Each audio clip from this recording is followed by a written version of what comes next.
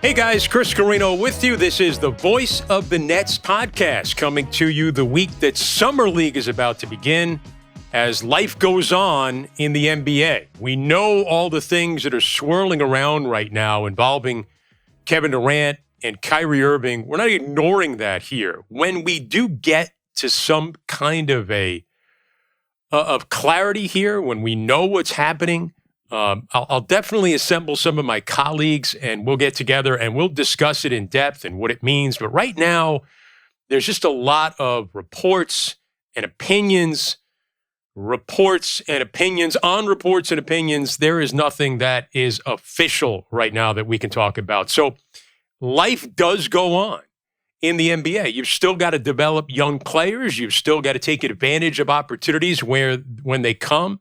We know a lot of decisions are going to be based on some of those bigger decisions. We get that.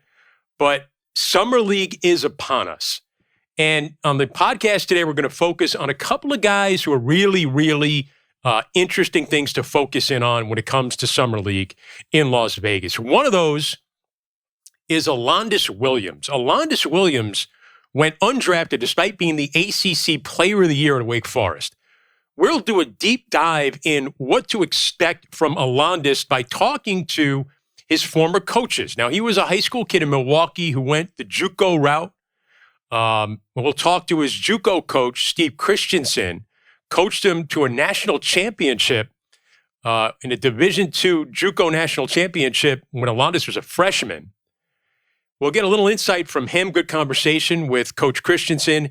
We'll also talk to his head coach at Wake Forest, Steve Forbes, who coached him to an ACC Player of the Year. In between, he went to Oklahoma, and there were kind of a couple of uneventful years there. So we'll get a really good look from Coach Forbes and Coach Christiansen about what we could hope to expect and why people are excited around the Nets for Alondes Williams. Now, last year, the Nets got they got a lot out of 4 rookies. One was an undrafted rookie in David Duke. The other, Cam Thomas in Summer League last year. You got a glimpse. It was a harbinger of what was to come because we saw him make big shots.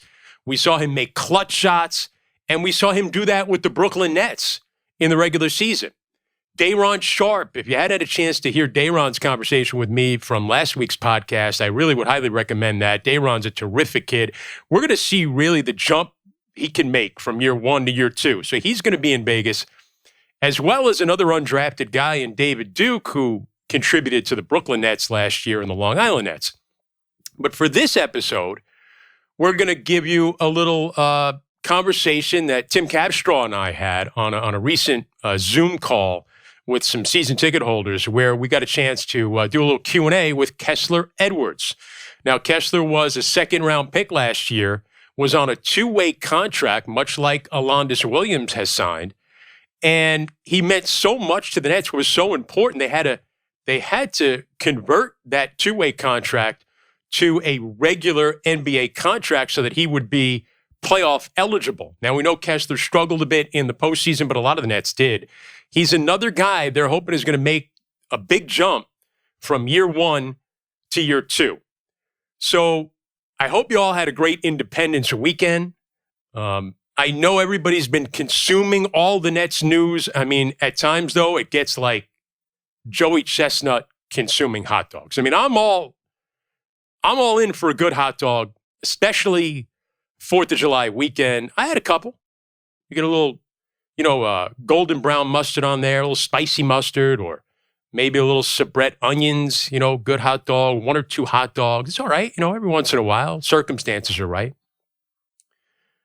But I don't know if you watched the Nathan's hot dog eating contest. Joey Chestnut is just, when you're doing 60, 70 hot dogs in 10 minutes, it doesn't look comfortable. It doesn't look appetizing. And I know that a lot of you have been consuming all these reports, all these opinions, all these shows, podcasts, and we're not going to shove another hot dog down your throat. No. Let's focus in on some basketball.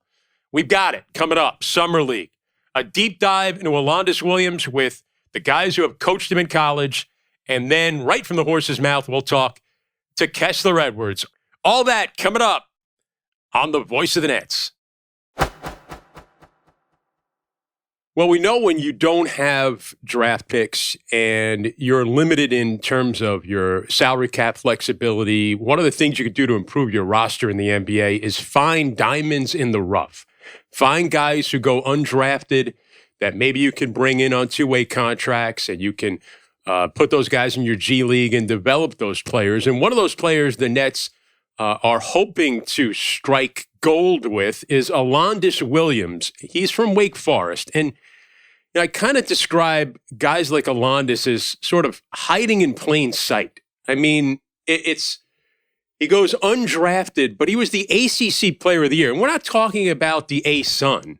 We're talking about the ACC, legendary programs in the ACC. And this guy was the best of the bunch. And his head coach from Wake Forest right now, Steve Forbes, is joining us. Thank you so much for taking a little time here today, Steve. Well, it's great to be here. Thanks for having me. And it's always a pleasure to talk about Alondes Man Williams anytime I get that chance. Well, right there. I mean, just calling him Man, that gives you a little glimpse of probably where you're going with this and the kind of player he is. But can you give us a little synopsis of the kind of player that the Nets are getting in Alondes Williams? Yeah, Alondes, for being a great scorer in college, he is a tremendous passer. I've coached for now 34 years and been fortunate to coach, 18, 20 guys who played in the league. He's the best passer I've ever coached. And, really? I had the pleasure of coaching Fred VanVleet and a bunch of other really good guards, but Alondes has tremendous vision, and he can pass the ball with either hand, on time, on target. He's big and strong, so when he's in traffic, it doesn't bother him. And he really sees the skip pass or the hammer pass in the corner really well off the ball screen when everybody comes in for help. So, I know in the NBA, guys, they switch more, which is fine because Alondes is big and strong and he can get downhill. And that's what he's good at. But when the help comes, he's a great passer. He's more of a scorer than a shooter. He'll have to continue to improve his three-point shooting. But he can get to the basket. He can make the mid-range, and he's highly competitive. And so he had an unbelievable year. For most of the year, he led the league in scoring and assists. And, typically when a guy's a great scorer, he's not always a willing passer, but he is a very willing passer and made some great plays this year for us. I believe, am I correct? That's the first time that a player has ever led the league in scoring and assists? Yeah, it's shocking. I know it kept coming up at the end, and I'm thinking about guys like Mike Jordan. Maybe he was pretty good, pretty good. Or come on, you go Mike, Steve. You go Mike Jordan. That was no, I don't know him like that. Michael. There's been some good point. There've been some good league guards in the ACC over the years. Yeah, it goes to me how amazing it is that a guy could lead at the ACC in scoring and assists and not get drafted. Is the shot maybe the thing that holds him back? Maybe a little bit. I think coming from obscurity to the top of the league in 1 year, in a matter of months, probably a little bit. I think at the end of the day, I think he could have got drafted. I think what happened, there was some talk between Brooklyn and his agents, Mike Miller, Dan Frank, beforehand. And I think it was one of those things you ride it out for a little bit and then you shut it down. I think a lot of players do that in the second round. I don't think a lot of people realize that, but a lot of those second round deals are done before the draft. And so, I knew it'd be close. I just wanted him to get in the right place. And I think, this is the right thing to do, to find the place that really wants you, that you may have a good chance to make the roster. It's exactly what Fred did a few years ago. He didn't get drafted. He picked Toronto and it worked out for him. And so I think it was smart. Our leagues, you're right, we have the most draft picks in the history of the NBA. And we had 6 first-round picks, and 3 of those guys made second-team all-league. And so, it's a good league, good players. And he definitely was at the top this year. And Jake LaRavia also on your team was drafted in the first round. Yeah, the 19th pick. I mean, yeah. Him and Alondes came in here a year ago right now, and they weren't even considered to be top 100 transfers. I'm like, oh, okay. And they're top 5. And, they're both, neither one were on a draft board you could even find. And here we are today with them both being in the NBA. What was the process of getting Alondes to Wake Forest? I mean, he's a Milwaukee kid. I think some problem with his grades. He ends up going the JUCO route, and then ends up at Oklahoma, where he's got like kind of a couple of uneventful seasons. Yeah. And ends up coming for his senior year to play for you. Did you find him? Did he find you? How does that process work? Well, we found him. It's a different process today than it was when we got him. Mm-hmm. When we recruited Alondes, we were still in our COVID shutdown in Division I recruiting, so we couldn't go recruit anywhere. So everything was done on film and then phone, right? And so I have 11 years of junior college background along my long path. I like junior college players. And so I knew his junior college coach, Steve Christiansen, really well from Triton. And I had recruited a lot of kids from Milwaukee in my career. I'm from Iowa originally. Iowa stands for idiots out wandering around. You could say that because you're from Iowa. Yeah. I tell Nurse that all the time. And so, it was just one of those things where we needed a big wing. Now, he evolved into our point guard, to be honest. It's not how I recruited him. You could see on film that he was a big, strong, skilled guy, really athletic, but didn't have a large role in their offense. And he was looking for that and wanted the ball in his hands. And one of the things about recruiting transfers, I believe, is if you take them, however you recruit them is how you got to coach them. You can't tell them you're going to do something and then not do it, because then you're just going to have disaster. And so we put the ball in his hands, and just watching that film and really talking to him on the phone. And then the final piece of it was Jim Molinari is a good friend of mine, and he's an assistant in Oklahoma, and he had left after Lon retired and went to Boston College. And so I called him, and they're in our league. And I said, hey, tell me about Alondes. He said a lot of great things about him and just needed sometimes just a different sceneries.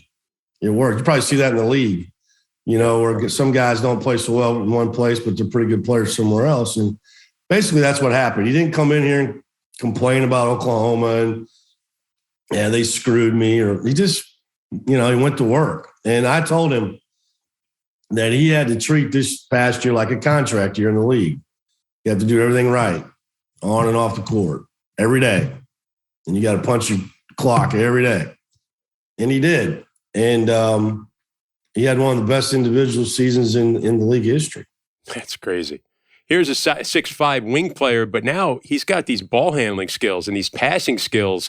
And now he's not only a guy that's going to help us win here because he can be our point guard, but that's going to help him get into the NBA, because I think his ability to handle guys, you're looking for guys now. The league is, can you be 6'5", 6'6"?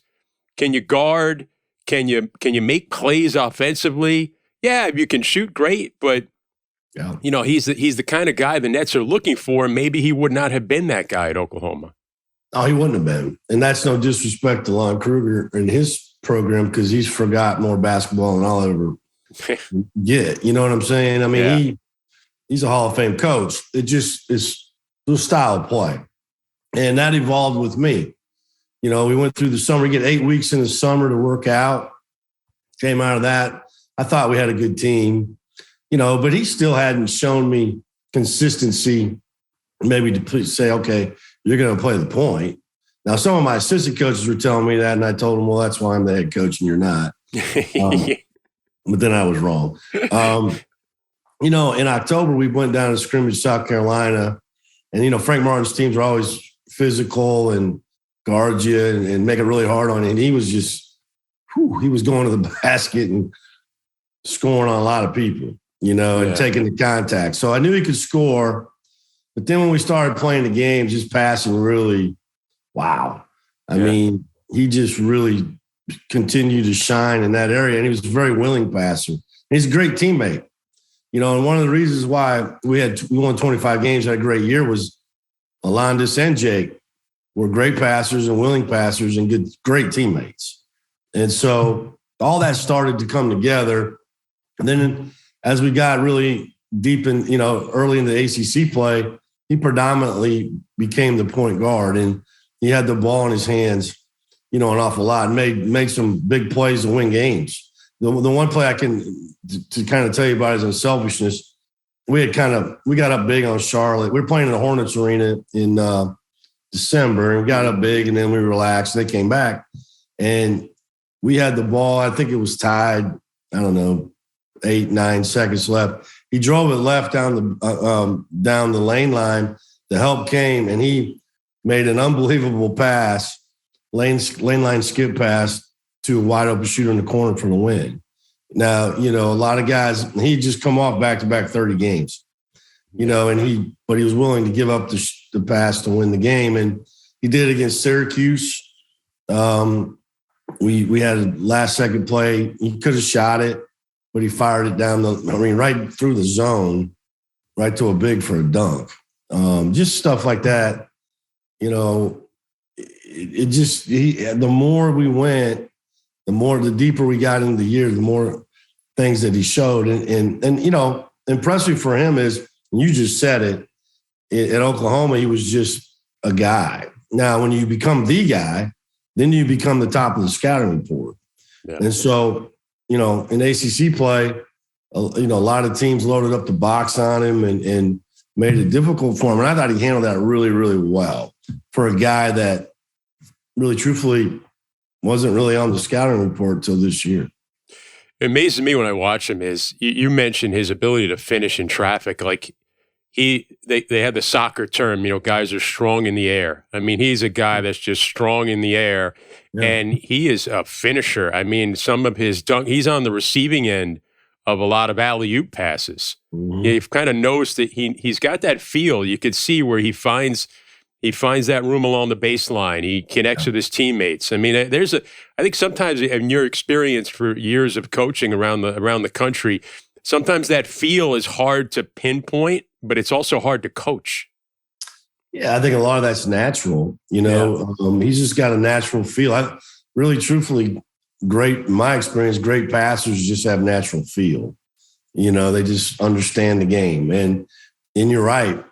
And I think probably just growing up, in Milwaukee, playing, on the playground, playing AAU, doing all that against athletic guys, he learned how to finish.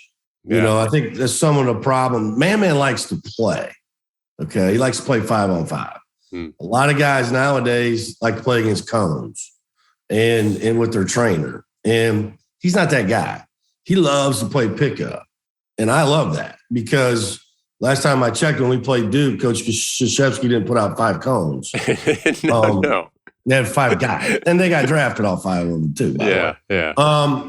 He just likes to play. So when you like to play, then you get that – I think you just get that feel for how to, like you said, finish those plays. And he's strong that he can play through contact. He's good at that. And one thing I think we really helped him with that we really – emphasize here is playing off 2 feet, around the basket. If you see him, he comes to 2 feet a lot. He gets under control. He doesn't flip up some crappy shot, like those guys like teach those runners and all that crap. I don't like those shots. Play off 2. Go strong. Play off 2, play strong, get fouled, or kick out or put that guy in the basket, put him in there. And I think he's good at that, and so I'm anxious to see how he plays with the great spacing in the NBA and the different rules. I think it's going to help him, to be honest. We're talking with Wake Forest head coach Steve Forbes, who coached Nets rookie Alondes Williams in college, where he was the ACC Player of the Year. And people get a chance to see Alondes in summer league and what he can do. And you talk about the spacing, and I know, people say that all the time. Like in college, the spacing isn't as much as it is in the NBA. So the lane's a little clogged, and it's a little hard. But you're also facing better perimeter defenders and rim protectors. So I get that probably all evens out. But what do you think will be the biggest adjustment for him? And because, listen, I know he'll go up against G League guys and Summer League guys, but a player like David Duke Jr. from Providence last year was undrafted, and he was starting games for the Nets last year between COVID and injuries. So there may be opportunities there. What do you think is the big adjustment for Alondes going from college to the NBA? Well, I think the first thing that comes to mind is just how quick the shot clock is. It's 24 seconds, and you only got one look at it, probably per possession. And when you get it, you got to make the right decision. You either got to take it, drive it, move it, can't hold it. I think sometimes with Alondes, he'd catch it, hold it, kind of read the deep, look at it, and then he just take his guy to the basket. I don't think he can.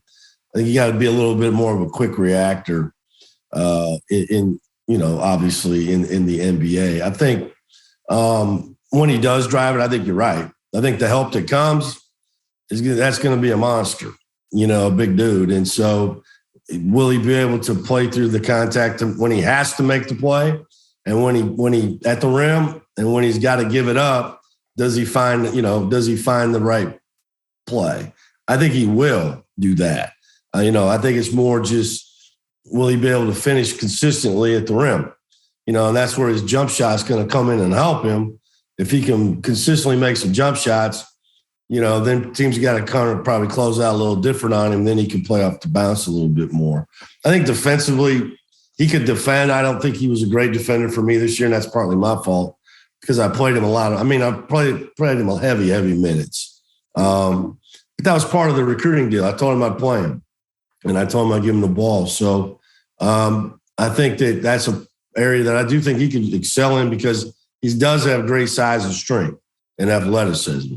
But, I think if he could put some of those things together, I do think, he's got a chance. The roster better than I do.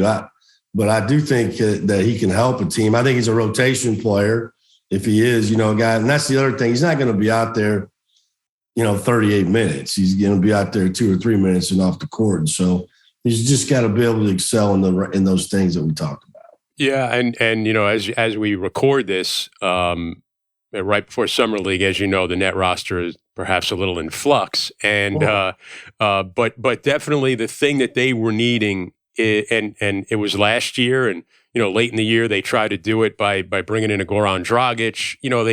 They need playmakers with some size that can handle the point. I mean, he had a lot of wing players, a lot of scorers, but didn't have pure point guards. So he's got, I think, and it's hard to add those guys. So we'll see, if he's going to get an opportunity here. I think that's certainly, why they brought him in.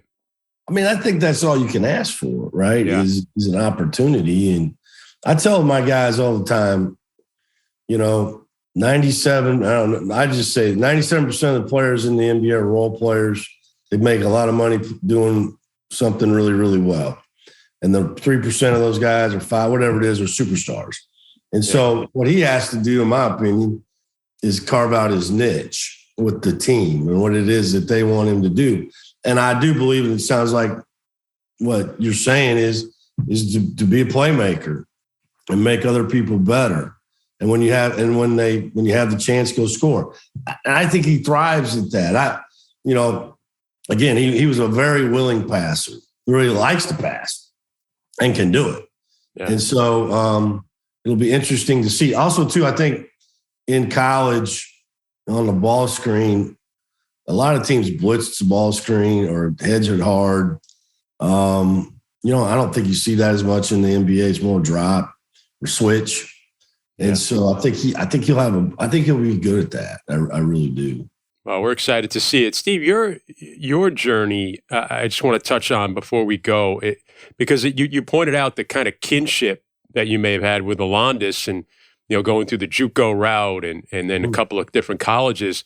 I don't have time really to list all the schools that you've worked for. And now you've reached this point now at the ACC in Wake Forest. But to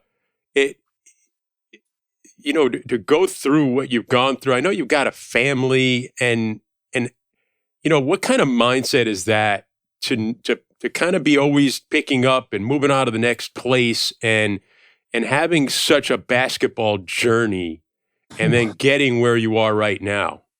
Yeah, I wouldn't trade it for anything. I've gone from gravel roads to tobacco road. And what I mean by that is I grew up in Lone Tree, Iowa. I graduated with 32 people, and wow. Nick Nurse and I grew up as good friends, and his journey went to Europe and mine went. Yeah, he had a we started out together. We stayed in the same dorm rooms, working in camps, and he wanted to be an NBA coach, and I wanted to be a head Division I coach. And his journey took him to Europe, and mine took me, all the way through junior college to low major to mid major to high major to getting fired, and not getting my first head Division I job till I was 50, and then winning. And then you got to bet, like Fred Van, like Fleet always says, you got to bet on yourself. Yeah. And that's what I did coming here. And I wouldn't trade it. I think my experience is what has helped me get to where I am, and I've recruited good players. Good players make good coaches. I tell kids all the time, tricky players beat tricky plays. And I've had more Burger King All-Americans than McDonald's All-Americans, but, they like to kick ass too. And so, I think it's just, not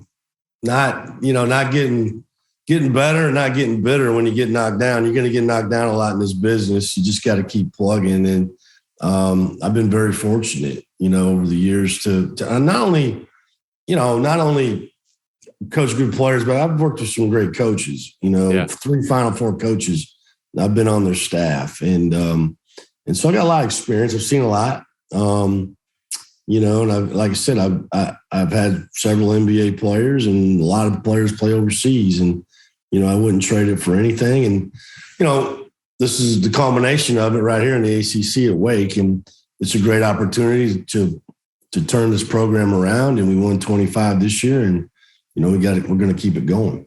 Was Nick Nurse part of the 32 in that class, or was he at a different school? No, he's at a big school. Yeah. I'm from he's from Carroll, Iowa. I'm from Lone Tree, Iowa. So Nick's a couple of years younger than me, but I think he was the youngest. When I was a junior college head coach at Southwestern Community College, I was 27 or 20, I don't know. And he was at Grandview College in Des Moines. He was 24. And so we just hung out a lot, got to know each other more right after high school, and then have really remained really, really good friends to this day. And I think sometimes he watches my games more than I do. And I'm like, well, why do you do that? Don't you have enough to watch? But he's a good friend and a great coach. And he's like a mad scientist. He is. I don't take all those risks that he does, but no risk, no reward, Steve. That's right. Yeah, that's right. And so, I think he'd tell you the same thing. Your journey makes you who you are, and I tell the players all the time, I know this sounds corny, but, the road to success is always under construction, but lessons from the ditch are the most important lessons that you learn in life. And you got to go in a ditch, to figure it out. And so, I've been there, and, but, I've come out on the other side of it and done well. Yeah, and you brought up Fred VanVleet. You had him. Were you at Wichita State with him? Yeah, I was. Yeah, Coach Marshall. He didn't get the East Tennessee State job because we went 35-1 and 30-4. Yeah, and then I got East Tennessee State. Fred was. I left Fred's senior year to go to East Tennessee State, but it's interesting when you go through the draft, and I think it was the Nets. I think it was Greg Polinsky. He's a good friend of mine. Now at Detroit, I believe he might. He called me a lot about Fred and Landry Shamet. But I kept telling Poe, I said, listen, Fred's one of those guys. He's not going to measure out. He's not going to go to the combine and be fast and vertical and do the lane. He's just a winner. He's man strong. He understands the game. He's very patient in the ball screen. He's a winner, And then I remember when he got drafted, or didn't get drafted, I'm sorry. Nick called me because Nick was with the Raptors as an assistant, and they had taken DeLon Wright in the first round, and we had played Utah. And I told him, I said, I know it's hard for an undrafted guy to beat out a first-round guy. I get it. But if he gets a chance, he's going to do it. Yeah. And it took a while, but he did. And, he's doing, I think what I read the other day, I know Twitter never lies, but I believe they said $100 million contract or something. Yeah, but that's the kind of guy now that everybody will point to. We're talking about Alondes Williams right now, but anytime a guy's undrafted, he could be the next Fred VanVleet. Going back to our starting, when I said about guys hiding in plain sight, ACC Player of the Year, Alondes Williams, I think Fred VanVleet was the Missouri Valley Conference Player of the Year. No question. So they're right there for everybody to see. Coaches know. Yeah, they do. You just, beauty's in the eye of the beholder, right? You just got to, it's what you're looking for, and sometimes you got to get past, everybody's going to have some negatives. You just got to accentuate the positives. And that's why I look at Fred. And Fred and Alondes kind of have some similar traits when it comes to, their willingness to pass and just know how to play basketball. I don't know. I think there's a lot of guys just don't know how to play basketball, and he can play. And Alondes is a much better athlete than Fred, but he's going to have to put it all together. Fred had an unshakable, undeniable faith in himself. And, I saw that a lot with Jake LaRavia, not getting off subject here, but he had that, he just confidence in himself, and belief in himself. And Alondes has that too. Alondes is really competitive. I'd rather have to tone a guy down than turn him up. And he's competitive. He's competitive. Where did Man come from? Did he have that nickname already? Yeah, that's not Coach Forbes. That's I had different nicknames for him than. All right, I'll ask him about that. Yeah, no, Man is mom, his mother. And she nicknamed him that when he was young. I think he was doing backflips in the house or something. I don't know. Who knows? It's kind of like the story of Bam Adebayo, that his grandmother gave him the nickname Bam for Bam Bam because he was like overturning the living room table when he was a toddler. Yeah, but the problem is Bam probably never watched the Flintstones, would be my guess. I would only be I'm old enough to watch that. But. Yeah. Well, Steve Forbes, head coach at Wake Forest, we really appreciate you getting on here. I enjoyed our conversation, getting to know Alondes a little bit, getting to know you a little bit. Best of luck in your third year coming up here at Wake Forest, and thank you so much for taking the time to join us today. Oh, thanks for having me. It was great. Love to come back if you ever need me come back on. And I wish Man the best. I think the fans there are going to really like him, and look forward to watching him play. Thanks, Steve. All right, thank you.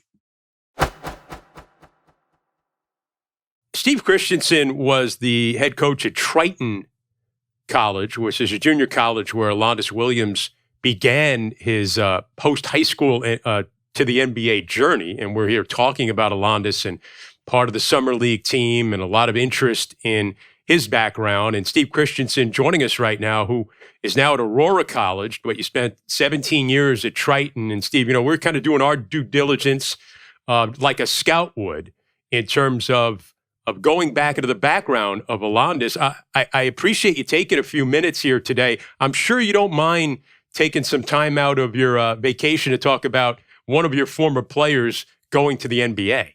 Yeah, no, kind of a dream come true, in all honesty.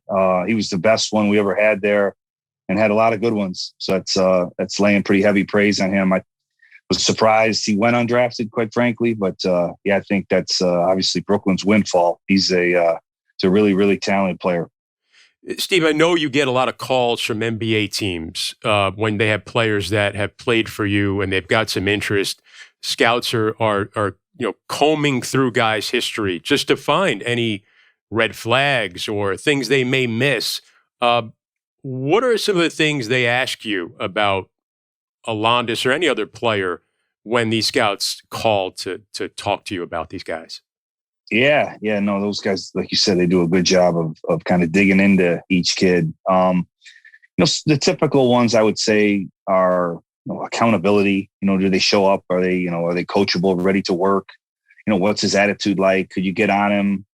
And then they want to dig into their background, in terms of, I don't know, like, legal issues, you know what I mean? Or things that, And why did they go to a JUCO, right? Like, why did they, in going out of high school, why did they go to a JUCO rather than a Division I school? Yeah, and that's kind of a question I always, and although I'm not at the junior college level now, I'll probably always still kind of be a JUCO guy, quote unquote, in my blood. Well, you were at the time that Alondes, was with you at Triton. Yeah, now you're at Aurora, but at the time. Yep.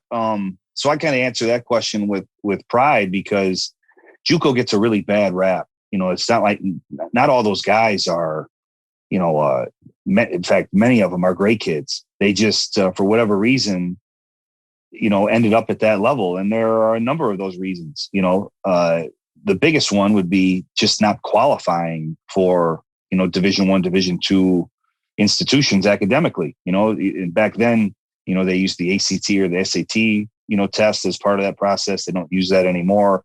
But, he was a guy that in high school, and a lot of guys are similar to this. They don't maybe take things as serious as they should early on in their high school career. School's not really their thing.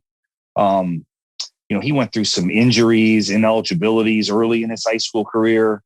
I got him basically because his high school coach he was on me real early in the process, like before his senior year.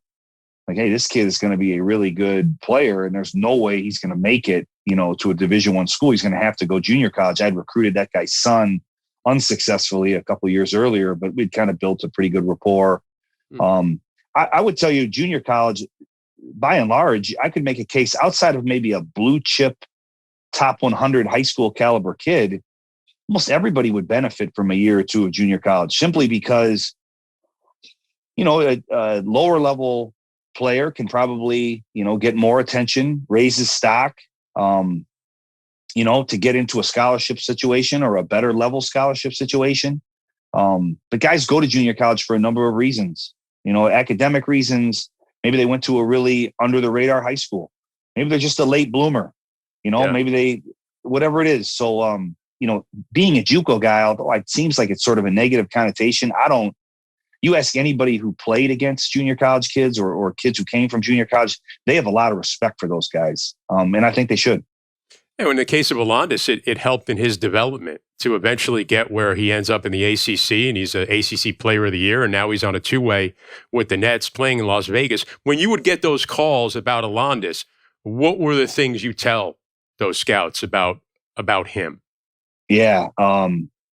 What jumps off the page with him is, obviously we won a national championship, and they could probably know that going into it. So I don't have to spend too much time on that, but he's the best player, he's the most talented player I've ever been around.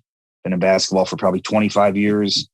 Probably the best compliment I could give him was he was, in junior college, you think about it, that's a level where everybody's trying to get theirs, right? They're trying to, nobody wants their career to end. In junior college, you're trying to get to the 4-year level, right? Probably as high a 4-year level as you can.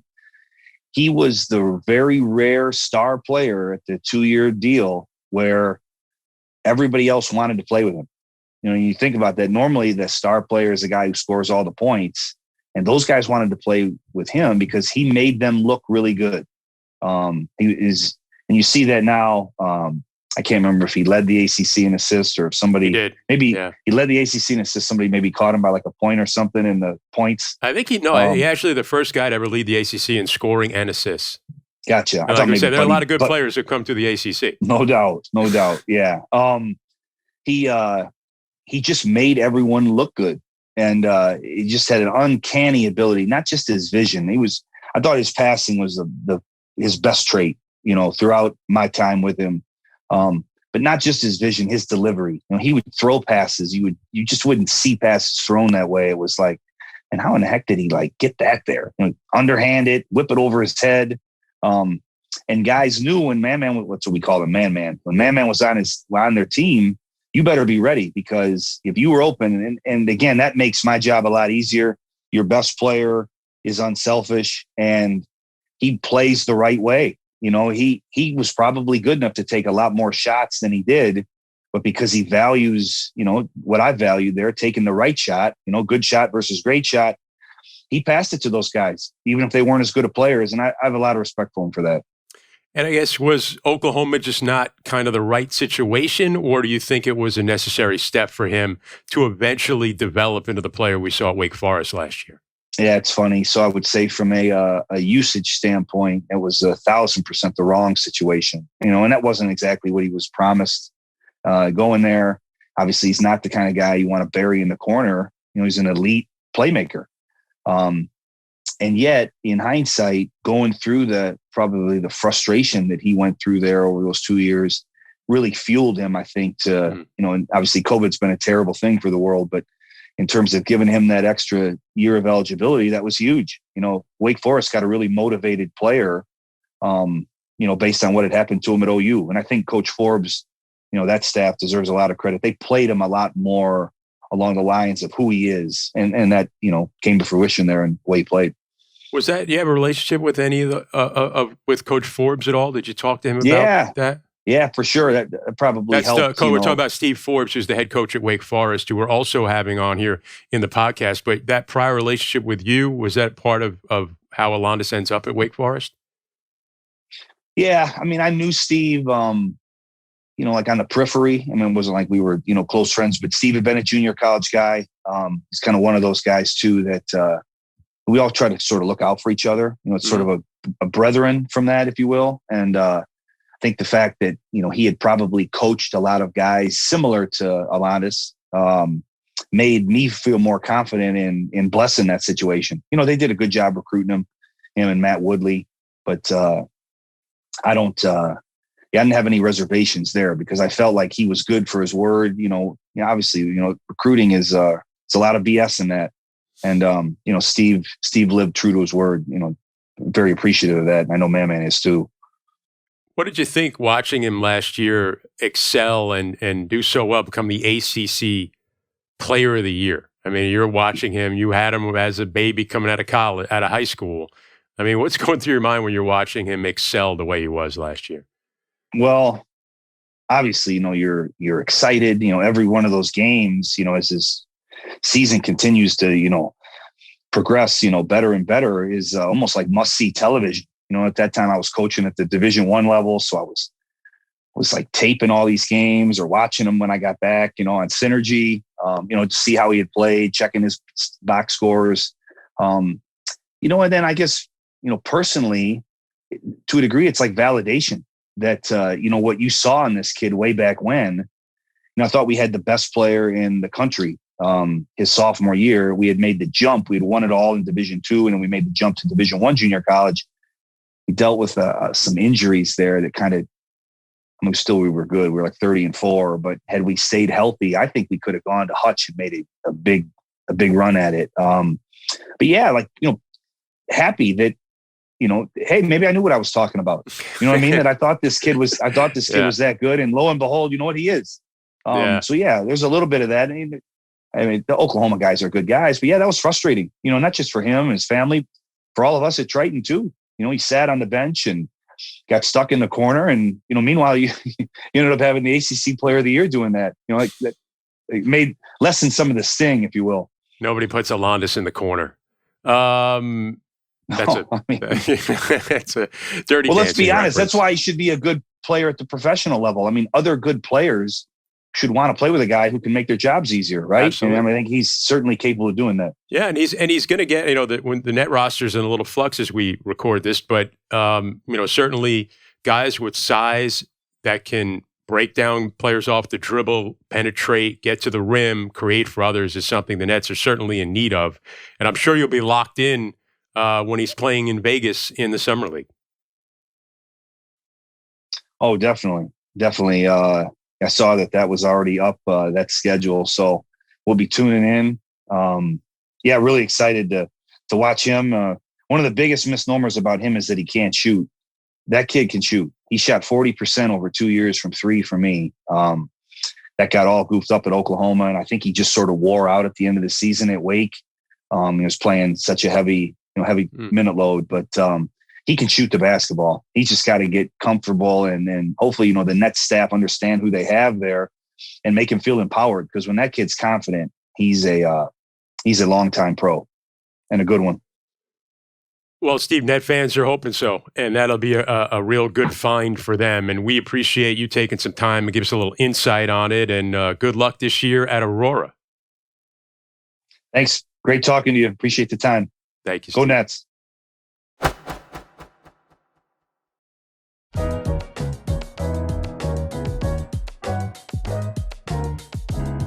Kessler Edwards had a terrific first year with Brooklyn, made himself into a starter at one point, converted his two-way contract to a regulation NBA contract so that he could be playoff eligible. He'll be participating in the Summer League in Las Vegas. Last week, Tim Capstraw and I had a chance to talk to Kessler Edwards at a season ticket Zoom event and really enjoyed getting to know Nets' second-year man, Kessler Edwards.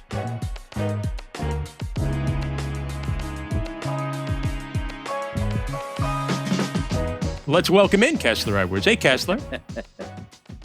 What's up? How's everybody doing?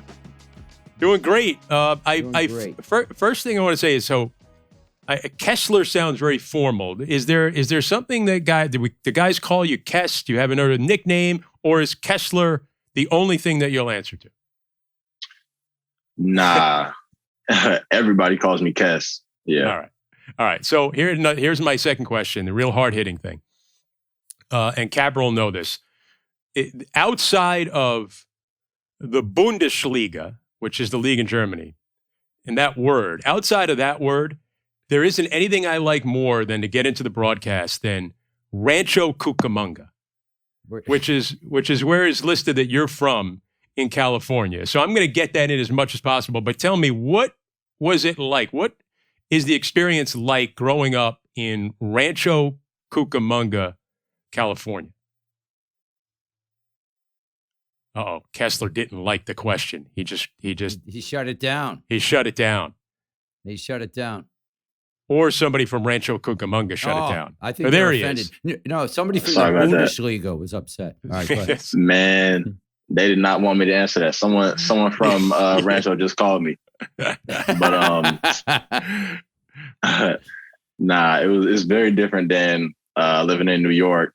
I don't know, feel like it's a very family-oriented place, very slow-paced, kind of real close. You know everybody in the area, but a lot of basketball players and a lot of talented guys that are local that are in the league now that really inspired me and I think helped me get here.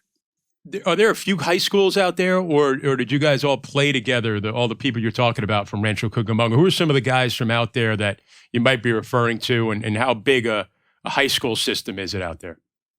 Yeah, there's a lot of different high schools. So I went to Etowanda High School, and Jordan McLaughlin, who plays for the Timberwolves now, went there. Right. And then we were in the same league as Chino Hill. So we played against, LaMelo, Alonzo, LiAngelo every year. So, yeah.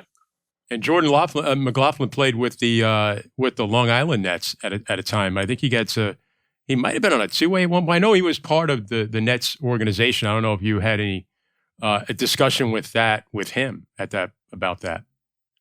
Yeah, he did. I did talk to him about that. Kessler, we were talking about how you were thrown into the fire this year. I can't even imagine what it was like for you coming in, being a second-round pick, and suddenly you're starting often with next to Kevin Durant. What was that first year of experience in the NBA like for you? It must have been a whirlwind. Yeah, it was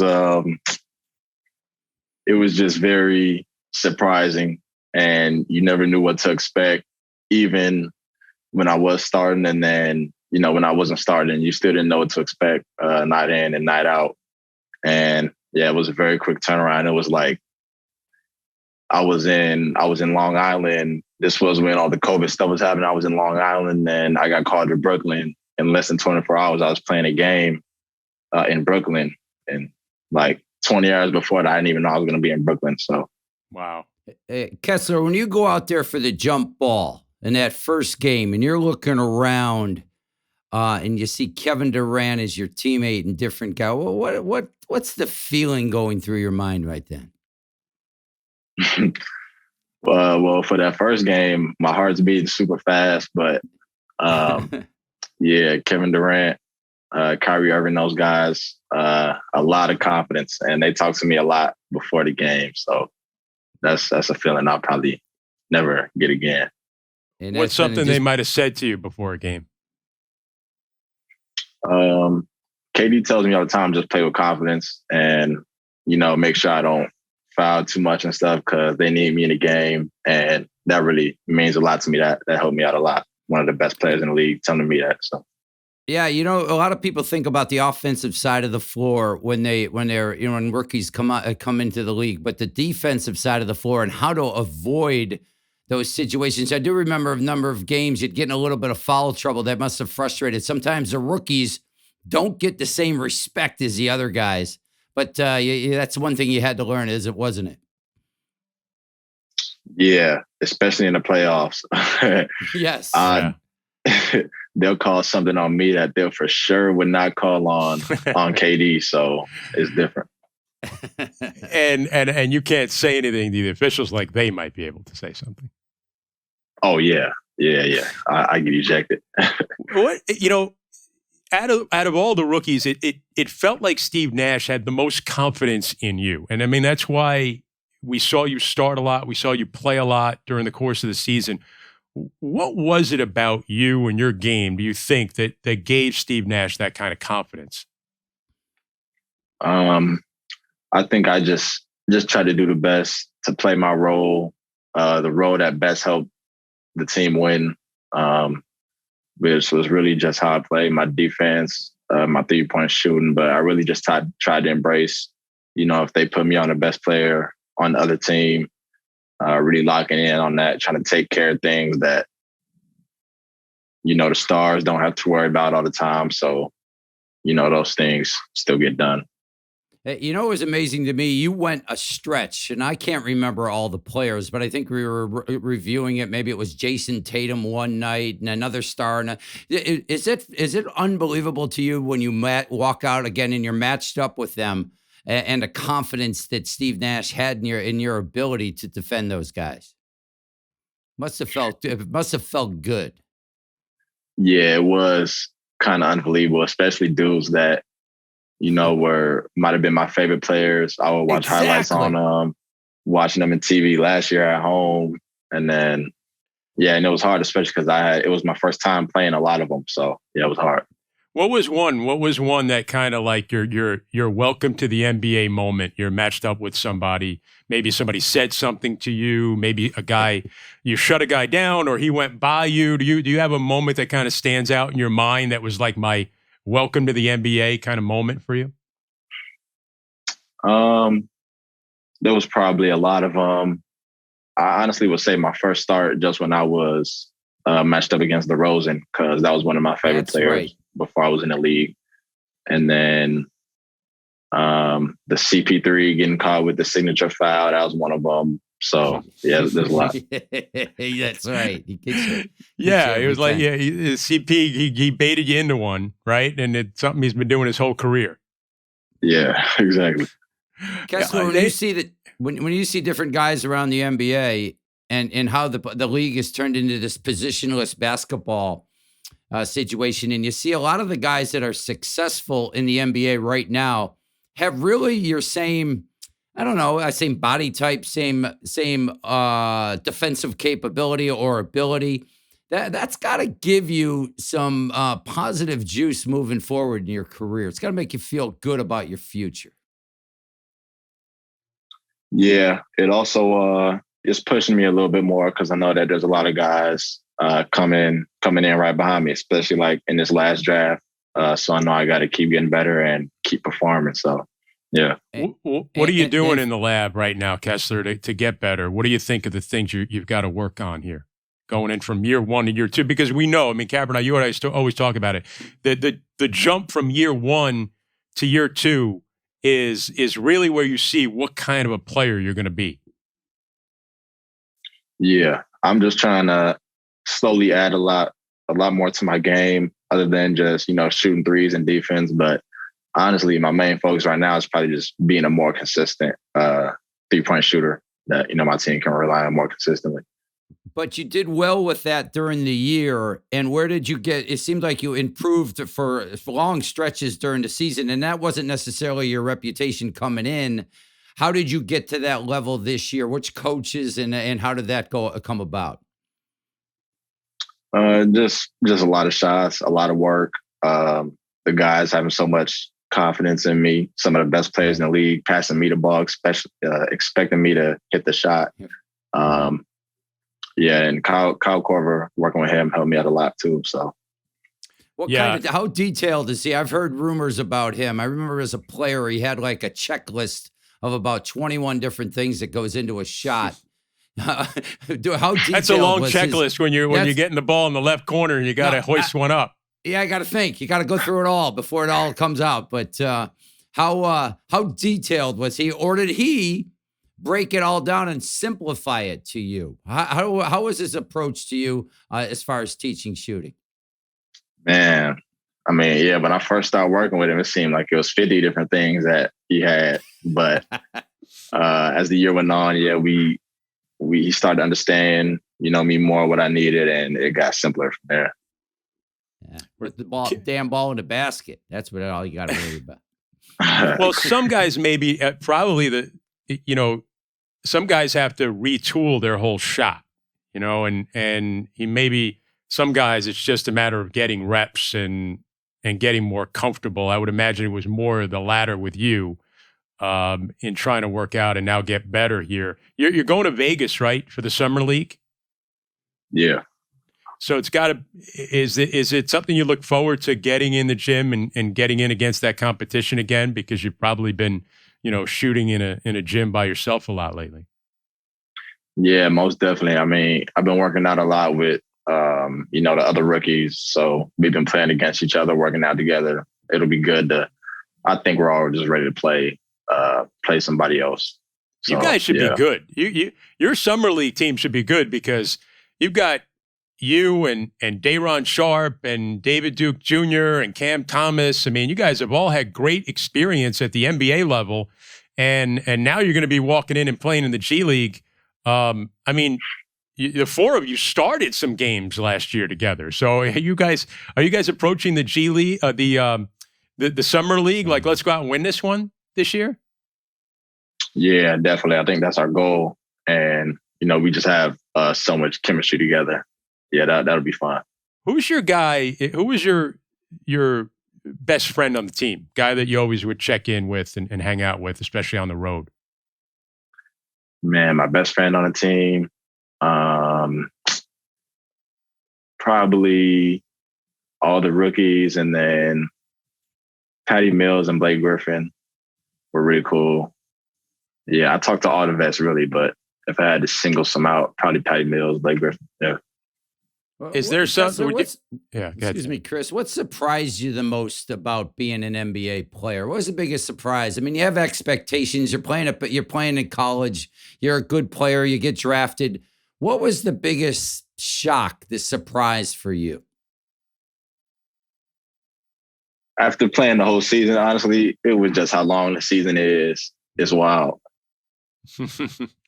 Yeah, because it's like you get through the first couple of months of the year. That's like the length of a college season, right? And suddenly you're playing the whole year, so it's tough. And then you're on a 2-way contract, right? Early in the year, and the Nets had to convert that, and it was getting close to the end because they wanted you to be eligible to play in the postseason. Was there any anxiousness about that? Did you know it was going to happen? What was going through your mind as the season was, approaching the end, and you knew that your contract situation had to be worked out before you'd be playoff eligible? Yeah, honestly, I was getting a little anxious because, I knew the rules. I knew that I wouldn't be able to play in playoffs, so I was just kind of getting increasingly more curious as the time came. But I didn't know it was going to happen, but it did, and it all worked out. So yeah. Kessler, what are you most excited about for next season? Probably just curious to see, the roster that we have and the damage that we're going to do, because, our goal is still to win a championship. So our journey to doing that. You mentioned the vets that you would hang out with, Patty Mills, Blake Griffin. I was talking to Dayron Sharp earlier, and he was saying about how he didn't think it was their job to mentor the young players, but, he felt that young players have to take it upon themselves to go to those guys and ask questions and be curious and try and learn as much as he can from those guys. Is there anything that stood out to you this year about maybe something that Patty Mills or Blake Griffin or Kevin Durant or Kyrie Irving may have said to you? You talked about it before a little bit about what Kyrie and Kevin said to you, but it could be anything from, how you handle things in your personal life or off the court. What was some of the things you were able to glean from just hanging out with some of those guys in a casual nature? Yeah. I mean, honestly, we had so many vets, so much experience and knowledge on the team. It seemed like that stuff, like they would just start talking about it naturally, just, based on their experiences. And then a lot of it was just in what they do. Like I could see it in how they act, even if it wasn't something they told me. So, you just want to listen, right? Yeah, just either how professional they were or all the different routines that they have. Became important to me to find my routine and what works for me, because those guys all have that down. So, yeah, that really stands out to me when I go early to the games. The precision involved in everybody's routine. I watch Kevin Durant quite often. I'm sure you watched him too while you were out there. And I think Billy Donovan, the coach of the Chicago Bulls, said, "I've never seen him take a shot in practice or before a game that wasn't serious. Every single shot he takes is a serious shot." And that really just blows me away. He's never casual about anything Kevin Durant does. Yeah, 100%. That was one of the first things I noticed watching him. Cabra, let's get a little personal with Kessler. Let's find out a little bit more. You mentioned all these great players that you played against this year that you grew up watching, right? Like, is there a guy that, maybe you had his poster on the wall and now all of a sudden he's lined up across from you? Is there one of those guys? No posters on the wall, but no. Guys like DeRozan, like I said, Carmelo Anthony Davis, guys like that. Yeah. And we mentioned that you're getting ready for the off season. I know, you're getting in shape and you're getting ready for Vegas, but we mentioned about what it was like to live in Rancho Cucamonga. What was it like to live in Brooklyn this year? Are you get a chance to enjoy it, or is it just strictly business? You go between, your apartment and the gym? Yeah, it was a lot of just going from apartment to the gym, but I did get to enjoy it a little bit. I actually lived in Manhattan last year, so got to explore the city a lot. Very different from California, but yeah, I do enjoy it. Yeah, so Manhattan, yeah, that's great to be able to and have that option as a player in Brooklyn. You mentioned the guys on the team that help you out. What about in your personal life? Who was the person that maybe was your biggest role model growing up or still today? Man, growing up, honestly, I got two older brothers, probably just them. They played basketball too, so got to watch everything, they did. I played with one of my older brothers in college, so just watching everything they did, yeah. Kessler, I coach a lot of kids, young kids in basketball camps this time of year. If you were sitting in front of them right now or standing in front of them, what type of advice would you give them as far as being able to reach their goals like you have making it to the NBA right now? Just you got to keep working if you want to make it, especially if you want to make it to the NBA. You got to work hard. You got to do the things that the kids around you in the camp aren't doing. And don't even worry about if you're not, the best player or even one of the best players at the camp, especially when you're young, because I never was. So if you keep working it all, you'll grow into it all. Did you have a growth spurt, or were you always one of the tallest guys around? What type of player were you young? Yeah, I was always taller. I just, grew a couple inches every year. But yeah, I was like a big man. I was always like a big man when I was younger. So I get you. Kess, what do you do off the court for fun, for relaxation? What are some of the things you like to do? Man, I just chill a lot. Like to walk around the city, and then when I'm not doing that, I'm either hooping or just relaxing, watching TV or playing video games. So, are you binging anything? What are we binging? Nah. Last show I really binged was Love Is Blind. Nice. Oh, how about video games? You just said video games. What do you like to play? Video games. Yeah, all the main ones really just Call of Duty, 2K right now. I'm amazed that guys get their music from video games now. Like, it's a big deal.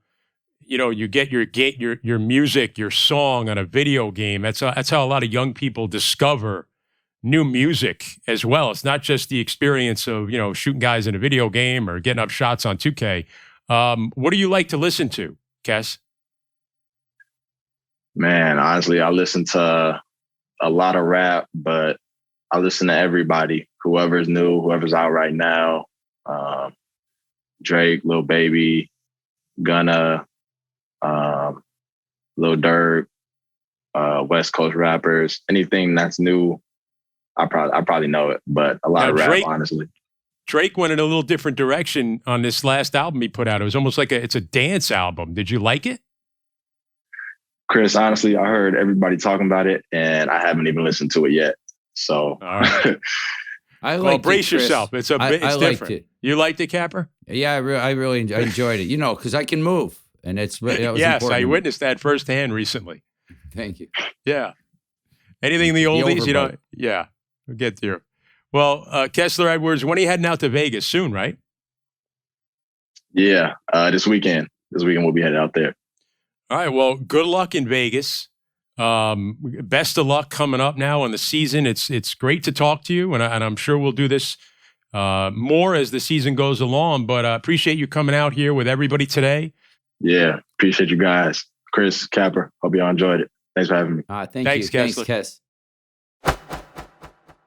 All right, my thanks to Wake Forest head coach Steve Forbes, Steve Christiansen, the head coach at Aurora College in Illinois, coming off a really successful stint in JUCO college at Triton College, and coached Alondes Williams. We're going to be really intrigued, and I know a lot of people excited about Alondes Williams. Keep an eye on him in Summer League. And, of course, thanks to Kessler Edwards. Thanks to our producer, Tom Dowd, engineer Isaac Lee. Again, please subscribe to the Voice of the Nets podcast. We'll be coming to you weekly throughout Summer League and the free agency period. And if we do get to some sort of conclusion in some of the big issues with the Nets, I'm going to assemble all the Super Friends, and we'll get together here on the Voice of the Nets podcast, and we'll give you our opinions and our takes on all of it.